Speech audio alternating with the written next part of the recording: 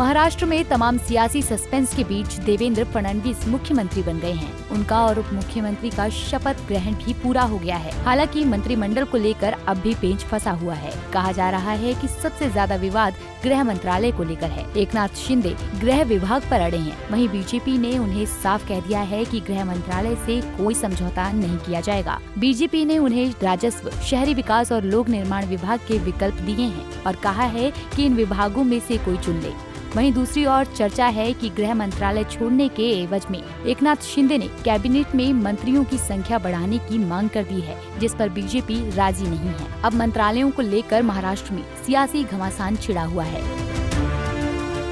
किसके पास कौन सा विभाग आएगा, इस पर अभी सहमति नहीं बन पाई है। बीजेपी पहले ही उप मुख्यमंत्री और एनसीपी नेता अजीत पवार को वित्त और योजना विभाग देने का वादा कर चुकी है। गृह विभाग देवेंद्र फडणवीस अपने पास रखेंगे और बीजेपी के उच्च पदस्थ सूत्रों ने कहा है कि पार्टी ने शिंदे को स्पष्ट कर दिया है कि वो गृह मंत्रालय नहीं दे सकते, जिसके बाद शिंदे एक बार फिर नाराज दिख रहे हैं। 5 दिसंबर को देवेंद्र फडणवीस ने प्रधानमंत्री नरेंद्र मोदी की उपस्थिति में मुंबई के आजाद मैदान में महाराष्ट्र के मुख्यमंत्री पद की शपथ ली। एकनाथ शिंदे और अजीत पवार उनके साथ उप मुख्यमंत्री बने। तीनों के साथ न कोई कैबिनेट मंत्री बना, न ही विभागों पर कोई फैसला लिया गया।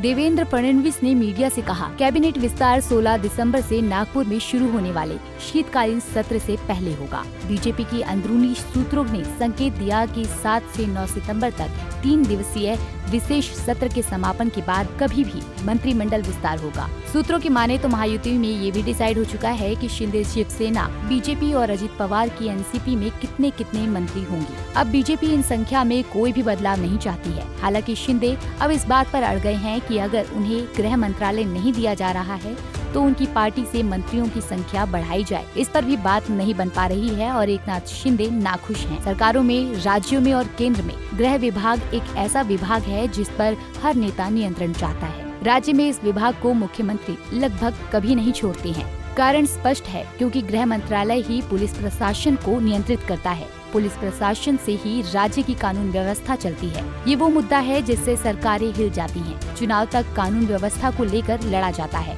ऐसे में कोई भी सरकार कानून व्यवस्था को लेकर हेला हवाली नहीं चाहती है और ज्यादातर सीएम ही ये विभाग अपने पास रखते हैं।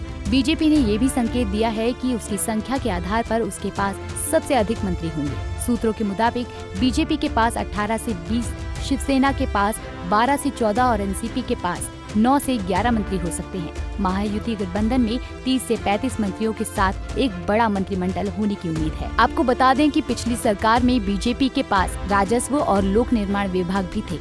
अगर शिवसेना शहरी विकास को बरकरार रखती है तो राजस्व लोक निर्माण विभाग बीजेपी के पास वापस आ जाएगा। हालांकि शिवसेना को उद्योगों, स्कूली शिक्षा, स्वास्थ्य, जलापूर्ति और स्वच्छता, लोक निर्माण यानी सार्वजनिक उपक्रम, अल्पसंख्यकों के विकास और वक्फ बोर्ड के विकसित मराठी भाषा पर प्राथमिकी मिलेगी, जो पिछली सरकार में थी। महाराष्ट्र विधानसभा चुनाव में बीजेपी को 132, एकनाथ शिंदे की शिवसेना 57 और अजीत पवार की एनसीपी ने 41 सीटें जीती हैं। अब देखना होगा कि क्या शिंदे को गृह मंत्रालय मिलता है या नहीं, ये तो आने वाला वक्त बताएगा। Bureau report, Punjab Kesari TV.